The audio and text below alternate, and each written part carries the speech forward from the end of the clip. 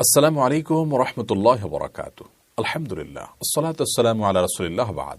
সুপ্রিয় দর্শক শ্রোতা ভাই বোন, কোরআনে হাকিমের একটি আয়াত আছে যে আয়াতটি কোরআনের অন্য যে কোনো আয়াতের চাইতে অনেক গুণ বেশি মর্যাদাপূর্ণ এবং শ্রেষ্ঠতম। সে আয়াতটি সম্পর্কে নবী করিম সাল্লাল্লাহু আলাইহি সাল্লাম তাঁর সাহাবী উবাই ইবনে কাব রাদিয়াল্লাহু আনহুকে জিজ্ঞাসা করেছেন যে তুমি কি জানো যে আফদালু আয়াতি কিতাবিল্লাহ কোনটি, আল্লাহর কোরআনের সবচেয়ে শ্রেষ্ঠ আয়াত কোনটি? তখন তিনি বলেছেন যে আল্লাহ এবং তার রাসূল সাল্লাল্লাহু আলাইহি সাল্লাম এ বিষয়ে ভালো জানবেন।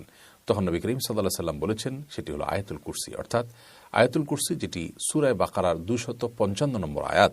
এই আয়াতটি আয়তনে একটু বড়, এটির মর্যাদা কোরআনে কারীমের অন্য যে কোনো আয়াতের চাইতে অনেক বেশি এবং সবচেয়ে শ্রেষ্ঠ আয়াত বলা যায়।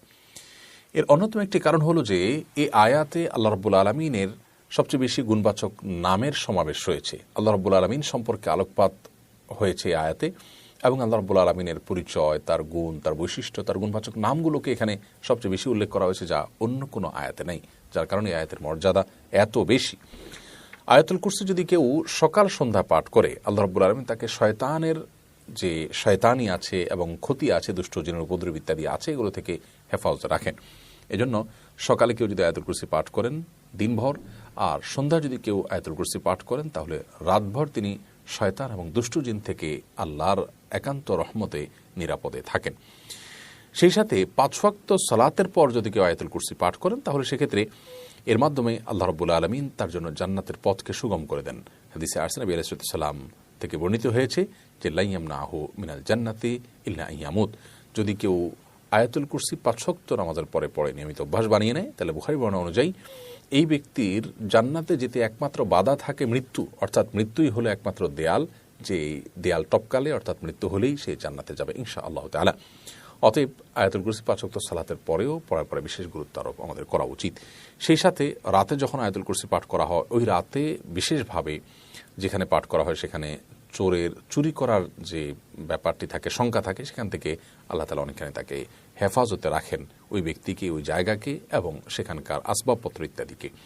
রাতে কোনো বাসা বাড়ি কোনো স্থাপনা যদি আয়াতুল কুরসি পাঠ করা হয়, তাহলে ওই রাতে সেই জায়গায় চোরের উপদ্রব এবং চোরের চুরি থেকে ওই জায়গার সম্পদ, আসবাবপত্র এবং সব কিছুই নিরাপত্তা লাভের সুযোগ হয়, তৌফিক হয়।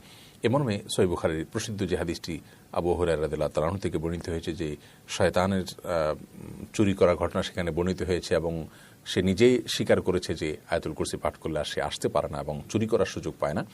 তো এই হাদিসের আলোকে অনেক উলামায়ে কেরাম বলেছেন যে চোরের চুরি থেকে রক্ষার জন্য রাতে আয়াতুল কুরসি পড়াটা বেশ উপকারী একটি আমল। তো সব মিলিয়ে আয়াতুল কুরসি আমরা রাতে শোয়ার সময় যেমন পড়ব, সকাল সন্ধ্যা যেমন পড়ব, 5 ওয়াক্ত সালাতের পরে পড়ব, এবং বিভিন্ন সময় যখন সুযোগ হবে আয়াতুল কুরসি বেশি বেশি পাঠ করব, কারণ এর অফুরন্ত সওয়াব এবং ফজিলত রয়েছে। আল্লাহ তাআলা আমাদেরকে এই আয়াতুল কুরসি সহ আরও ফজিলতপূর্ণ যে সূরা এবং আয়াতগুলো আছে সেগুলোকে বিশেষভাবে আর সাধারণভাবে গোটা কোরআনে কারীমকে বেশি থেকে বেশি তেলাওয়াত করা এবং বুঝে বুঝে পড়ার তৌফিক দান করুন। আসসালামু আলাইকুম ওয়া রাহমাতুল্লাহি ওয়া বারাকাতুহু।